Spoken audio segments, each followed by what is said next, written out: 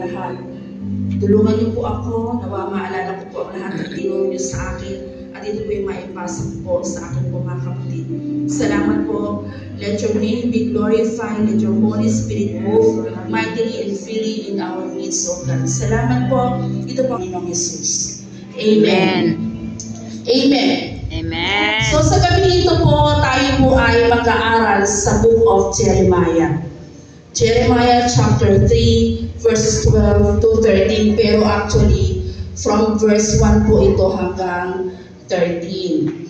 Pero ang kinuha ko po, pinaka-main verse ay yung verse 12 at saka 13. Pinamagatan ko po itong just admit it. Yan. Ano po ang sabi sa Jeremiah chapter 3, verse 12 and 13? Ang sabi po doon, "Go and shout this message to my people in the countries in north. Tell them, come back to me, wayward Israel, says the Lord. I will not continue to look on you with displeasure, for I am merciful, says the Lord.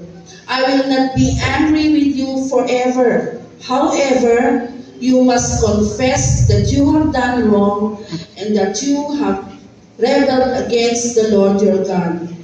You must confess that you have given yourself to foreign gods under every clean tree and have not obeyed my commands, says the Lord." Ito po ang sabi sa Jeremiah chapter 3, verses 12 to 13. Sa ating pong text ngayon, tinawag po ng Diyos si Jeremiah upang ibalik ang Israel sa kanya sa pamamagitan po ng pagre-repent, sa pamamagitan po ng pagko-confess ng kanilang pang mga kasalanan. Po, ano ba itong ginawa ng Israel? What do the Israel did? Ang sabi po sa verse 1, babasahin ko po sa verse 1, kung meron po kayong mga Bible, pakitignan po ninyo para sabay-sabay po tayong makaalam kung ano po ang sinasabi doon. O kaya Kuya Mark, kaya mo ba ipalabas yung verse 1? Okay, sabi po doon sa verse 1, "If a man divorces his wife and she leaves him and becomes another man's wife," sandali po, "and becomes another man's wife, he may not take her back again. Doing that would utterly defile the land. But you, Israel, have given yourself as a prostitute to my gods, to many gods. So what makes you think you can return to me, says the Lord?" Yun po ang sabi sa verse 1. So, yung pong verse 1, pinipicture po nito ang isang unfaithful wife. Kaya nga po nagkaroon ng paghihiwalay ng divorce. Sa iba pong salin, divorce po yung binanggit po dyan. So, pinipicture po nitong verse 1 yung isang unfaithful wife. Ang sabi doon, sa bandang dulo, paano mong naisip na makakabalik ka pa sa akin? Diba? Nagpalipat-lipat ka na ng asawa eh. Diba? Iniwanan mo yung asawa mo para sa iba. Ngayon, namatay yung isa or nagkasala ka ulit, lumipat ka na naman sa ibang lalaki. Ngayon, namatay na, gusto mong babalik doon sa una mo. Hindi po pwede yun. Ano po? Pero noong panahon na yun, kasi talagang hindi yun inaalaw ng Diyos. Pero po sa modern Filipinos, yan.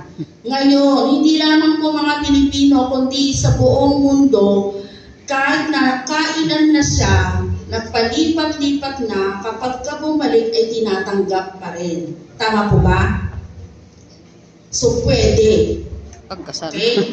Pero ano ba ang sabi ng Diyos? Sa Deuteronomy chapter 24, verses 1 to 4, parang masyado pong malakas yung mic ko.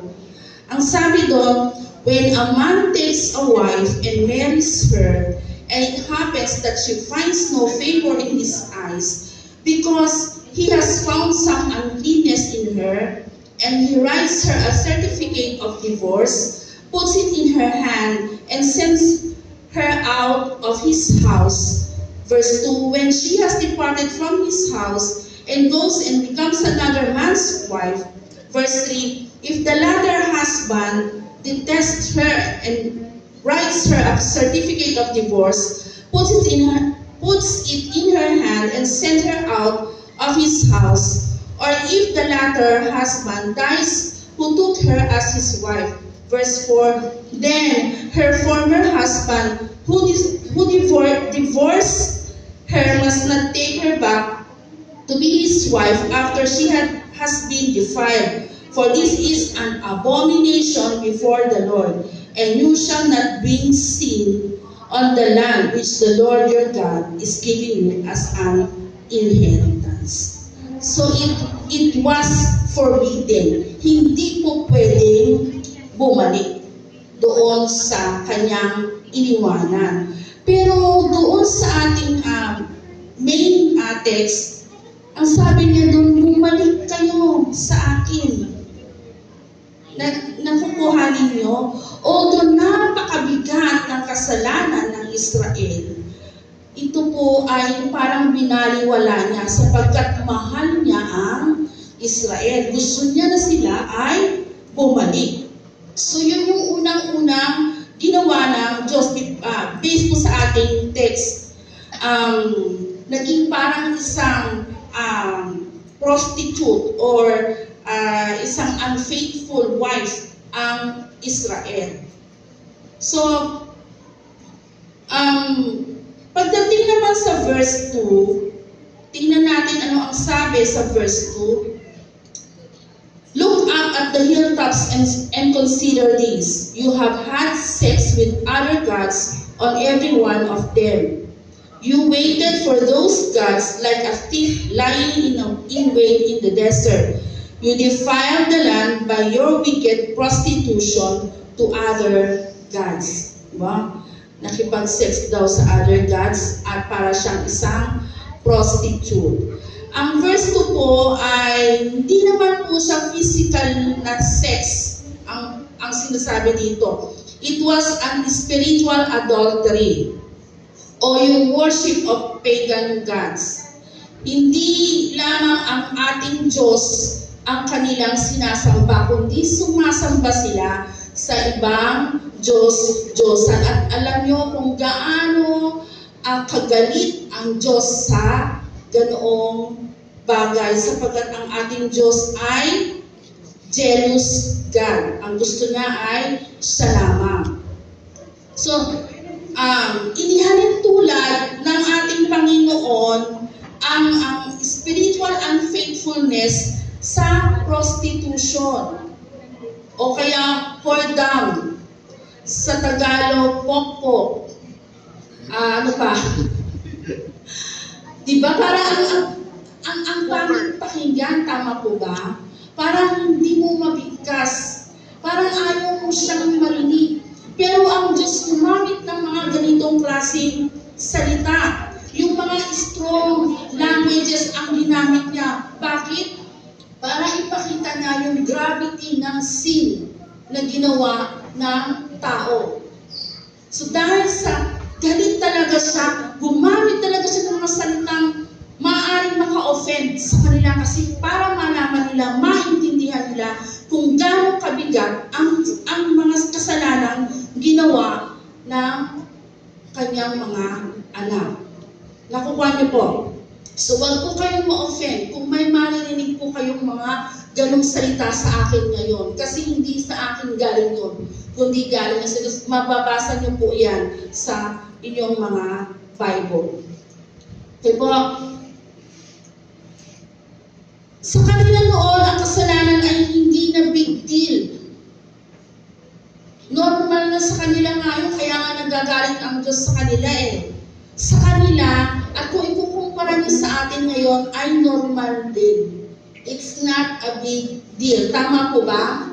Pagsisinungaling, corruption, stealing, hindi lang ng pera, kundi stealing ng time sa trabaho, di ba? Ninanakaw natin ating mga oras sa trabaho.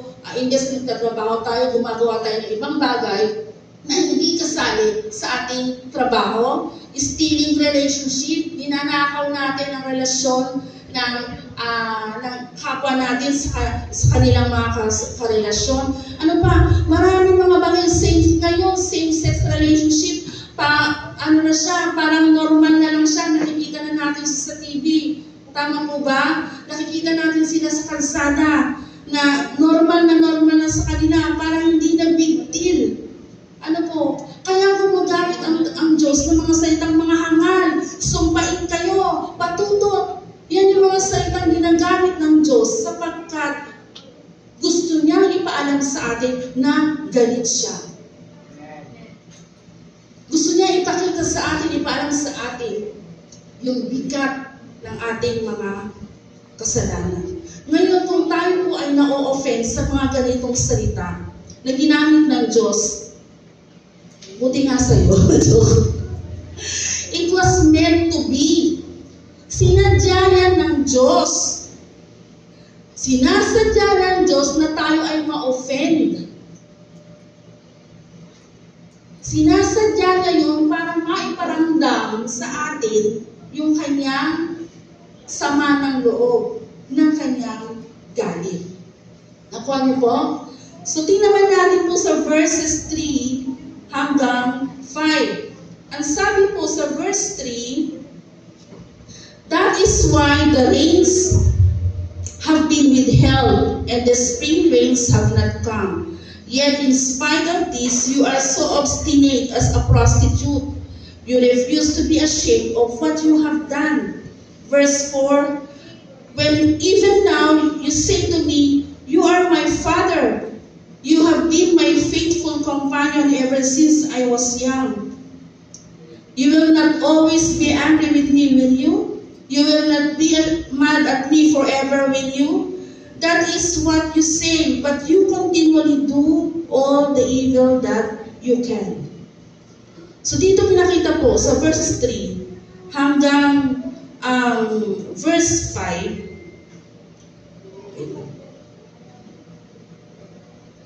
pinakita po doon na patuloy na sila ay nagtatrust sa ibang Diyos. Diba pinabasa po natin doon, winidhold ng Diyos yung ulan. Dahil walang ulan, ano po ang mangyayari? Hindi po sila makakapagtanim. Hindi sila makakapag-ani. So ano mangyayari? Sila ay magugutom. So winidhold po ng Diyos ang rain because of their unfaithfulness. Alam ng Diyos, alam nila na ang Diyos ang pwedeng mag-produce ng crops para sa kanila. And yet, they still worship pagan gods. Sa ibang Diyos pa rin sila nagtiwala. Ilan ba sa atin ngayon na alam natin na ang Diyos lang ang makakatulong sa atin